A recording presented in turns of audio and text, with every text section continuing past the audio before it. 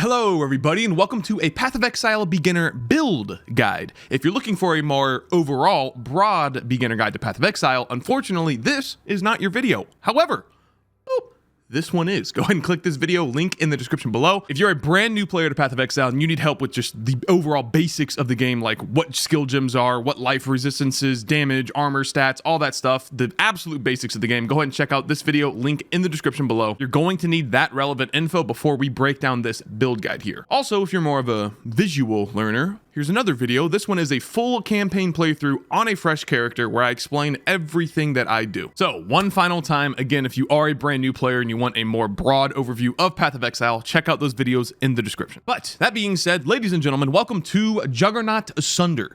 Not quite. So this is a program called Path of Building. You're going to need this program. Everything I explained to you, or the vast majority of things in this video, are going to be inside of Path of Building. Link in the description below, and I promise every single player that plays this game uses this program. You're going to need it at some point or another. You might as well do it now so you can follow a build guide. Now, the two main things you're going to use Path of Building for is, number one, the passive skill tree, which don't worry, I know there's a lot of information here, but guess what? I broke down the skill tree based on as you go through the campaign, so it should be pretty easy to follow. So that's already going to be way easier. But number two, and probably more importantly, boom, the notes tab. Go over here to the top left corner, click notes. I have written up absolutely every single thing that I could think of in relation to this build, including campaign order, so the quests that you complete, the rewards that you get from the quests, when to swap out skill gems, what kind of gear to look for. Everything that I could think of is inside of this notes tab here. So for the more savvy players or the more fearless players of you out there, you could just download this build guide right here, go to the notes tab and start playing the game right now. You can follow this note tab exactly as it's written and you will have success, I guarantee it. But that being said, before I break down all the stuff inside of Path of Building, let me actually hop into the game itself to show you just an overview of how you might play the build.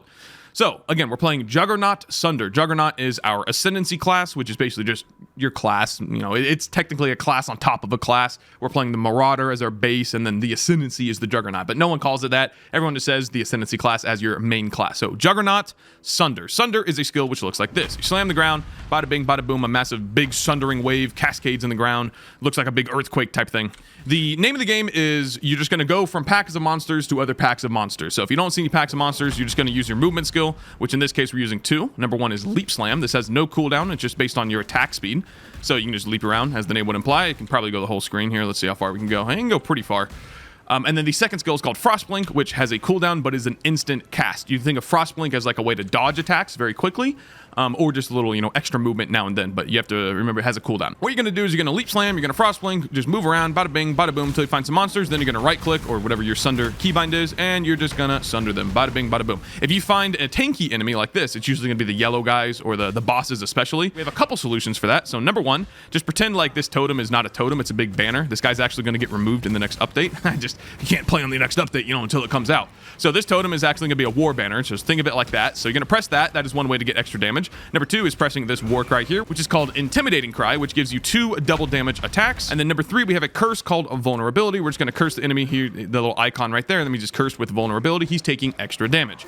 So this guy's tanky, so we're just going to do that until he dies. He's going to take a lot more hits. You're not going to be able to one-shot every enemy in the game, but that's the general gameplay. You're just going to leap slam around until you find monsters, sunder them, keep going. You find tanky enemies, you're going to press your war cry key, you're going to press your war banner key, press your curse key, keep going. It really is that simple. But now that you have a general idea of how the build will play, if it tickles your fancy, let's now dive into Path of Building and break things down even further. So one last time, the notes tab, everything that you could possibly need is inside of here. Please refer to the notes tab all the time. But let's go here to the tree, the passive skill tree. And I know, information overload, tons of stuff here, but don't worry, you don't need to think about any of that right now. Let's break it down. So go here to the bottom left corner, click this little drop-down menu where it says End Game, and go to Acts 1 and 2. Much better, much more digestible here. So when you first start playing, you have to go through the campaign, which is 10 total acts. Therefore, I've broken down the skill tree progression into every 2 acts. So the basics of the skill tree is just, is it going to give me damage or is it going to give me defense? It really is that simple. So we start here in the Marauders area, and there's no choice. So just come down here, follow this path, boom, boom, boom, to get here to Warrior's Blood. Then from this node, you have a choice to go up or down. I recommend you go up, get a little more life. So we're going defense, defense, a little more damage right here. And then these 3 points right here, Butchery, this is called a notable skill. You can see the little gold spikes on it. So it has higher value. So this one gives you 16% increased damage with two-handed melee weapons. This one gives you 25% increased damage, and then also gives you a little bit of strength, a little bit of attack speed on top of that. So the notable skills are just, numerically better than the regular skills, we'll call them. And a little fun fact, these 3 nodes are used just for leveling purposes. We're going to unspec out of them later. You don't have to remember this. I'm just letting you know, just a little fun fact. And it will be reflected in the other skill trees as well as, again, in that notes tab right there. But these are just for leveling purposes, but they're good for right now, so we're taking them.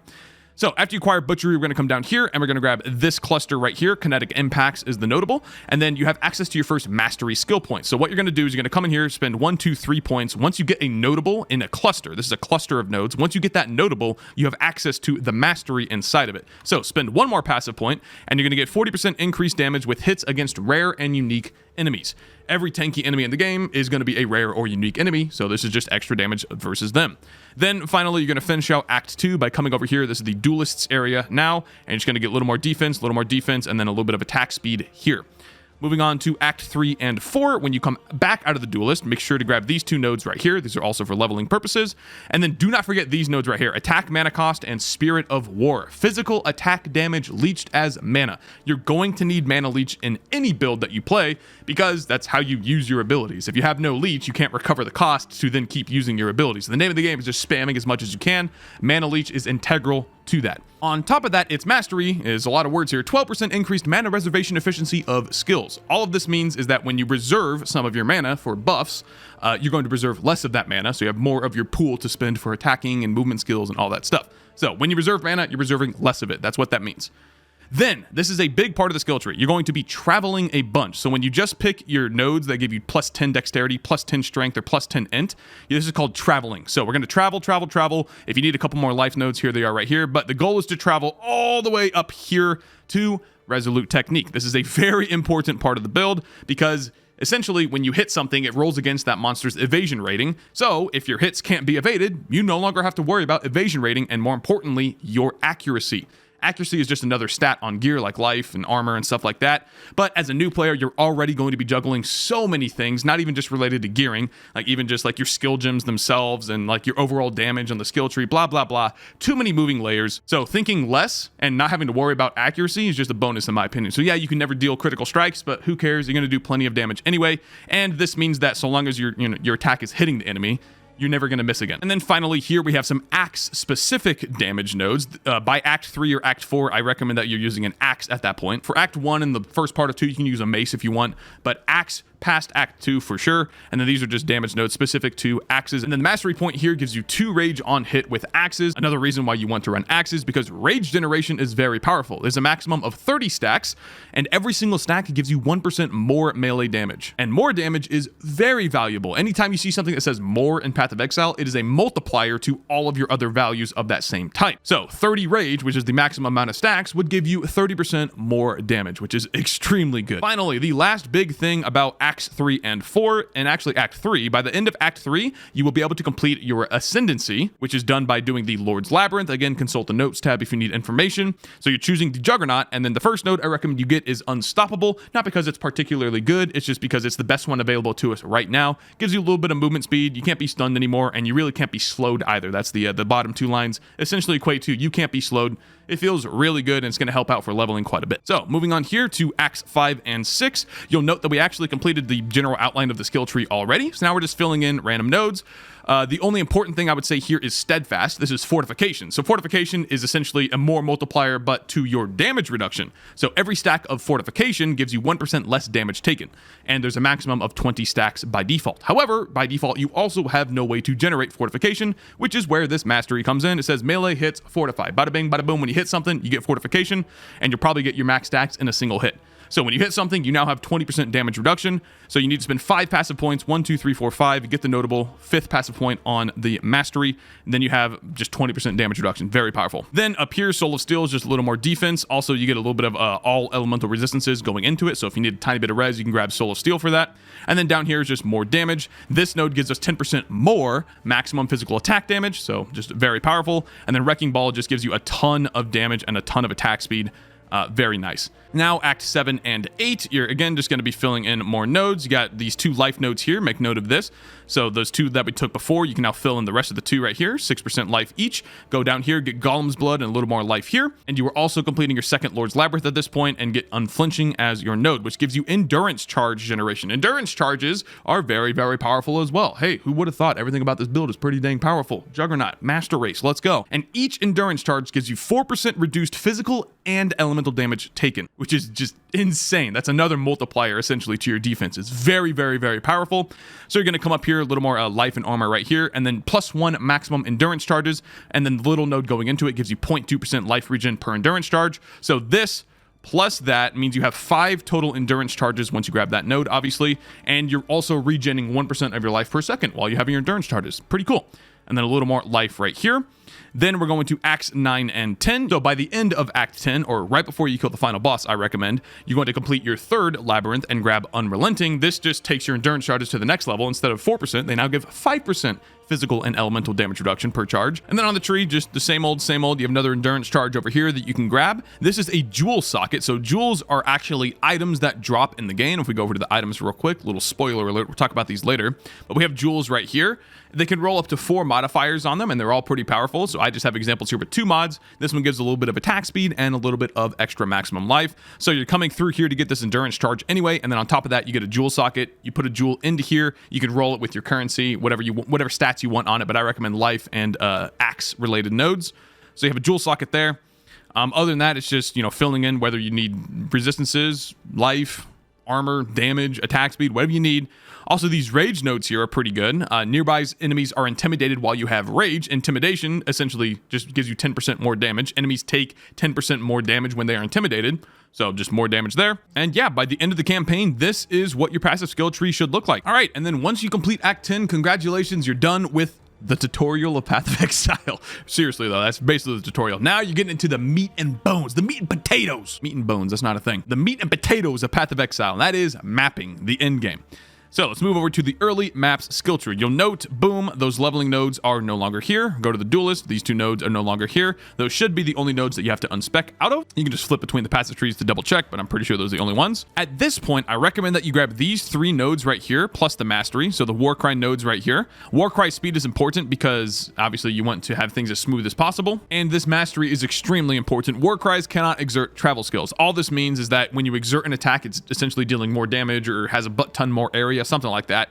And a travel skill is like leap slam, for example. You're going to be leap slamming all over the place, and you don't want to exert your leap slam. You don't want to waste it on that. You want to use it for only Sunder, the exertions.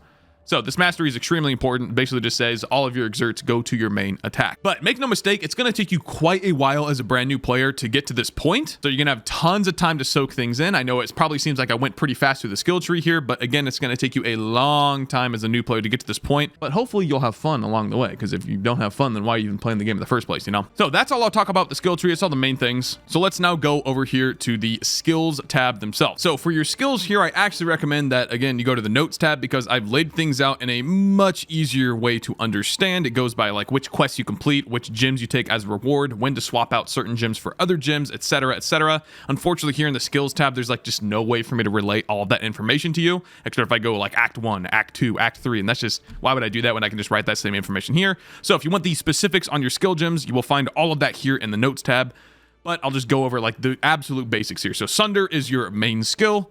You're going to use Ground Slam until you basically finish Act 1. Right before you kill the boss, you'll get Sunder. And then you're just using Sunder for the rest of the game. Really is that simple. Your manual cast buffs, again, if you remember the gameplay section that I showed briefly. War Banner is just a temporary, just plop it on the ground, bam, gives you more damage. Don't pay attention to this enabled, disabled box here. I just have this here because War Banner is actually being changed in the next update. All of these stats here basically don't exist anymore. It's just you put it down when you need more damage. It's very much that simple. So I have it disabled here just for like config purposes. Blood Rage is another temporary buff. This one gives you attack damage leached as life. Very important. Just push this like every 5 seconds or so. You need that life leech, just like you need the mana leech for your abilities. You need the life leech for your life. Vulnerability also, this one's very important. Just gives you more damage on tanky enemies. And then life tap. You don't need these things linked to life tap. In fact, Blood Rage being linked to life tap doesn't matter because it already costs life. So vulnerability and War Banner, you can put on life tap. It'll save you some mana costs, but it's not essential. If you don't have that link, it doesn't matter. War Banner, vulnerability, Blood Rage can be unlinked. I just have life tap here in case you do have those links. Then for your permanent buffs, these are the ones that reserve a part of your mana. You're not going to use Pride for right now. I just have this here because you will have the gem. It'll be socketed, just don't have it on. But Herald of Purity, Herald of Ash, just more damage. The reserve your mana, give you more damage. Pretty much that simple. War Cries, you're going to press these manually. So they're linked to Life Tap, which I do recommend you do for this one at least, because you're going to be War Crying quite a bit, and it's going to cost quite a bit of mana. So you want to use your life instead. Your life pool is way higher, and you can recover it way easier. So highly recommend you put these War Cries, Intimidating and Enduring, on Life Tap. Urgent Orders, that's a support gem you get later on. Just makes you War Cry even faster. You know, takes less time to get them off. Intimidating Cry, use this for damage. Enduring Cry, use this for HP regen. So when you're about to die, press Enduring. When you need more damage, press Intimidating. Auto War Cry, this is Act 3. Also, this is a very important thing. Again, I'm doing this before the patch actually goes live. This support gem, Call to Arms, does not exist anymore. It's called Auto Exertion. It's basically going to do the same thing. It's going to automatically cast your War Cry, which is what you want, but it's called Auto Exertion. And again, all of that here is in the Notes tab here. In fact, let me add this here. So just here, even clearer now, this is called Auto Exertion now, not Call to Arms, but functionally it pretty much does the same thing for you. And then you're going to link that to Seismic Cry. Then you have your movement skill, leap slam, faster attacks, life tap. Again, you're going to be leap slamming all the time, so you don't want it to drain your mana too much. So if you have the link, put life tap in. Otherwise, I would just go leap slam, faster attacks. It's okay to lose a little bit of mana there. And then frost blink as well. Frost blink is just for those instant teleportations. Then I have a separate tab here for Acts 4 through 10, because that's just when you like truly get your build going, is Act 4 and beyond. And you don't really have any changes to do, Act 4 and beyond. So again, all of these notes are here in this tab. Go to the Notes tab to figure out the specifics. One of the big things is you're dropping Herald of Ash and you're adding in Blood and Sand instead. And then you're also toggling on Pride. So that's one of the big changes here. Again, if that sounds really confusing, just go to the Notes tab. All the specifics are in there. You can take it bite-sized, one step at a time.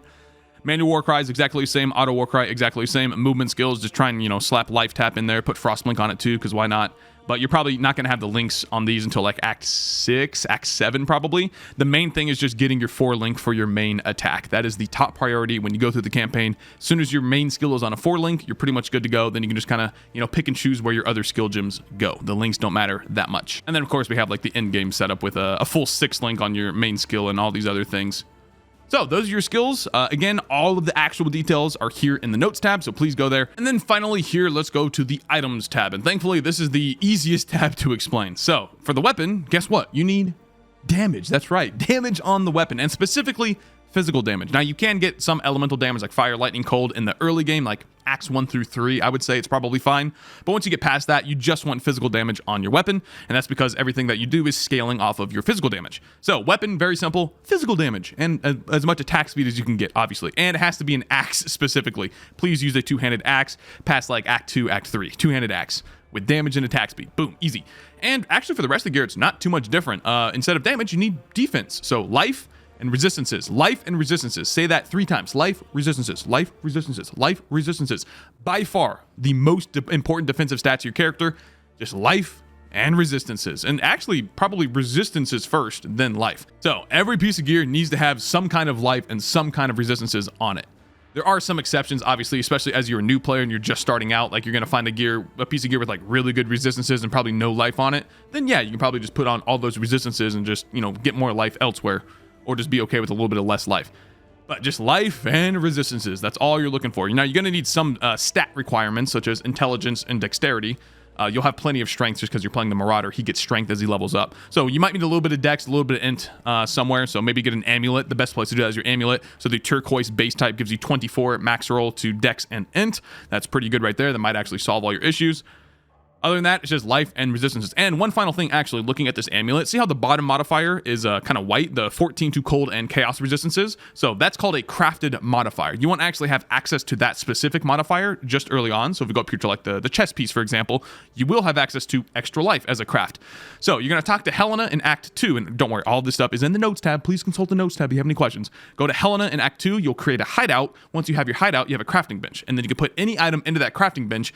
And if it has an open affix on it, which there are prefixes and suffixes on items, and there are 3 of each, right? So 6 total affixes. If it has one of those slots not filled, you can then fill it on the crafting bench. And you can only do one craft, unfortunately. So if you have an item with like, only 3 affixes, and then you put a crafted modifier, it has 4 total, but you still can't recover the other 2 unless you do some other like, I'm not going to explain all that stuff, but all I'm trying to say is you can craft 1 extra modifier on an item up to the cap of 6. And guess what? You're just going to craft life or resistances 99.9% of the time.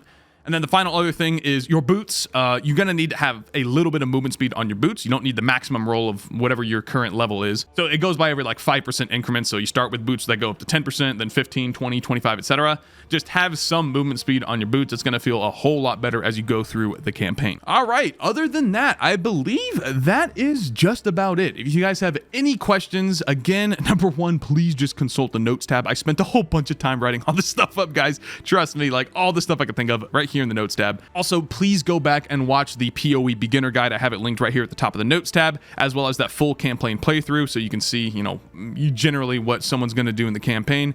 Gives you sort of a template to follow. And then last but not least, you can leave a comment on this very video. I will read all of them. I promise I'll try to get to every single one of you. Also, you can join my stream, twitch.tv/Woolie Gaming. I will be playing the crap out of the upcoming Path of Exile League. So if you have any questions, feel free to come by the stream and ask me in real time. And finally, the last thing I want to leave you guys with is that when you play Path of Exile, just remember that the entire game revolves around upgrading your character. Everything. Like, it's never a question of can I upgrade my character? It's just how much can I upgrade my character? And chances are, as a new player, you can upgrade it a lot. You just have to figure out how to do it. So don't get discouraged. Dying is normal. Not dealing enough damage is normal. It just, you have to figure out the ways to get around that. And this build guide will alleviate a ton of that for you, given the passive skill tree, the gem links, all that stuff. But as a new player, again, you will run into those roadblocks. Just do not get discouraged. Remember that you will upgrade your character. All right, I tried to be as concise as possible with this guide. Again, I assume that you already had some baseline knowledge of Path of Exile. If you don't, go ahead and watch those videos one last time. Go watch the videos, link in the description below. And of course, consult that notes tab in this build if you have any questions. Other than that, thank you very much for watching.